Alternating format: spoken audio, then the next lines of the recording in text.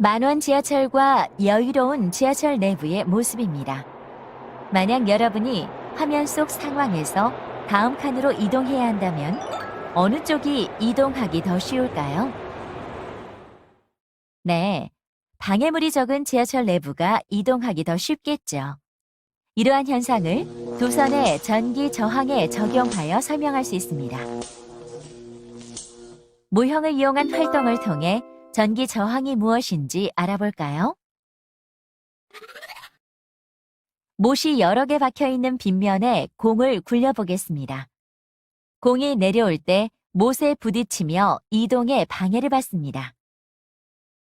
빗면의 길이가 늘어나면 공이 내려오는 시간은 어떻게 될까요? 빗면의 길이가 길어지면 길이가 짧았을 때보다 공이 내려오는데 더 많은 시간이 걸립니다. 방해를 더 많이 받기 때문이죠. 걸린 시간을 확인해 볼까요?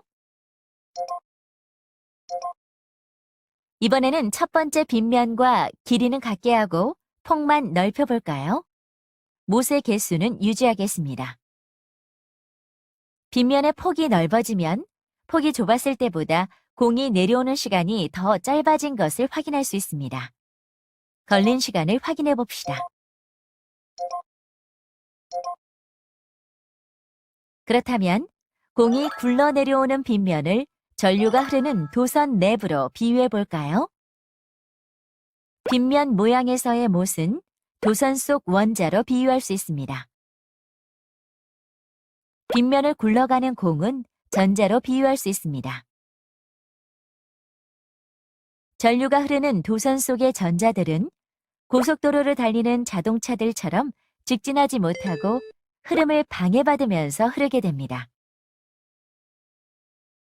이와 같이 전류의 흐름을 방해하는 정도를 전기 저항 또는 저항이라고 합니다.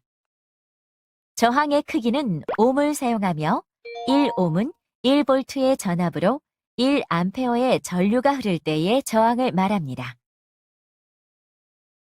그렇다면 어떤 물질이 전기 저항을 가지고 있을까요? 정답은 거의 대부분의 물질입니다.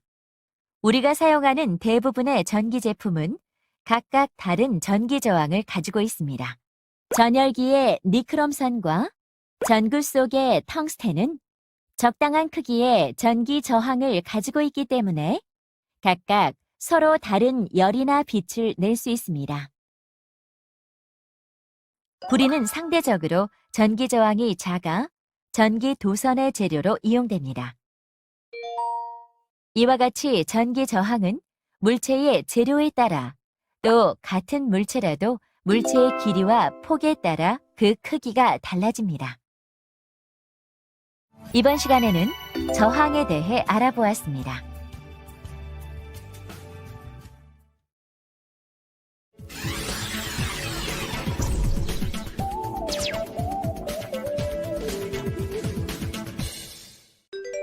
여러분은 떨어지는 물에 의해 돌아가는 물레방아를 한 번쯤 본 적이 있을 겁니다. 낮은 곳에서 떨어지는 물에 의해 돌아가는 물레방아보다 높은 곳에서 떨어지는 물에 의해 돌아가는 물레방아가 더 빠르게 돌아갑니다. 왜 그럴까요? 그것은 물의 높이에 따라 압력이 다르기 때문입니다. 물의 높이를 다르게 해서 물레방아의 속도를 바꾸는 것처럼 전기 회로에 흐르는 전류도 세기를 다르게 할 수 있습니다. 그럼 전기 회로에 흐르는 전류의 세기는 무엇에 따라 달라질까요? 함께 알아보겠습니다.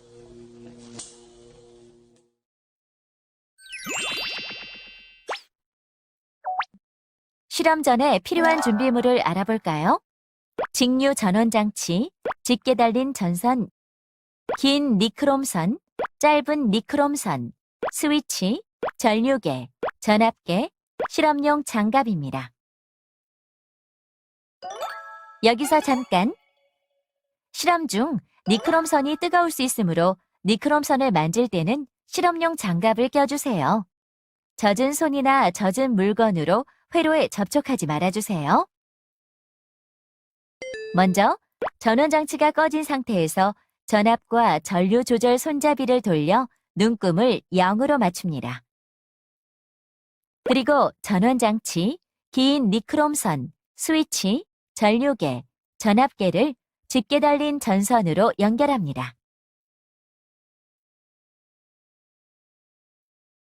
이때 전류계의 플러스 단자는 전원의 플러스 극 쪽에 연결하고 마이너스 단자는 전원의 마이너스 극 쪽에 연결합니다. 마찬가지로 전압계의 플러스 단자는 전원의 플러스 극 쪽에, 마이너스 단자는 전원의 마이너스 극 쪽에 연결합니다. 그리고 전류계는 니크롬선의 옆에 직렬로 연결하고 전압계는 니크롬선의 양 끝에 병렬로 연결합니다. 여기서 잠깐!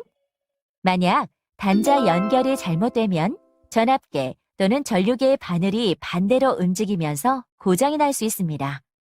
또한 진류 전원 장치를 부주의하게 사용하면 감전사고와 화상을 일으킬 수 있으므로 15V 이상은 쓰지 않도록 해야 합니다. 전원 장치의 전압을 조절해 전압계의 눈금을 변화시키면서 회로에 흐르는 전류의 세기를 측정합니다. 먼저 전압이 1.5V일 때의 전류의 세기를 측정하고 3.0V로 변화시켜 측정합니다. 마찬가지 방법으로 4.5V 전압일 때의 전류의 세기와 6.0V의 전압일 때의 전류의 세기를 측정한 값을 기록합니다. 이번에는 긴 니크롬선을 짧은 니크롬선으로 바꾸어 전압이 1.5V일 때 전류의 세기를 측정하고 3.0V일 때의 전류의 세기를 측정합니다.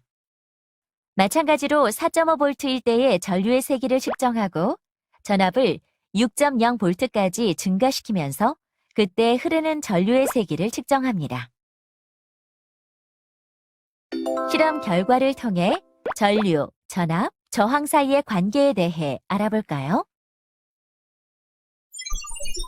전기 회로에 흐르는 전압이 증가할수록 전류의 세기는 어떻게 변하나요? 네, 전압이 증가할수록 전류의 세기도 증가하고 있습니다.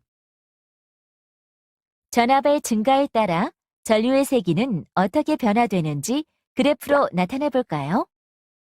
니크롬선에 걸리는 전압을 2배, 3배, 4배로 하면 니크롬선에 흐르는 전류의 세기도 비례하여 증가한다는 것을 알 수 있습니다.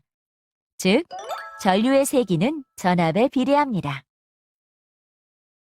전압이 같을 때 두 니크롬선에 흐르는 전류의 세기는 어떻게 변했나요?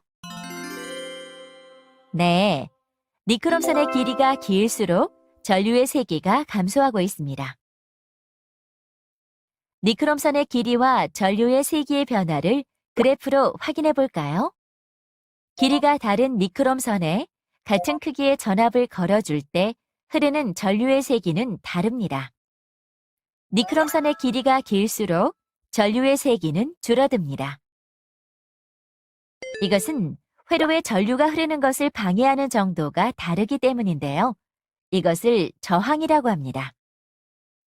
니크롬선의 길이가 길어질수록 전자는 이동하는데 더 많은 방해를 받게 되기 때문에 저항이 커집니다.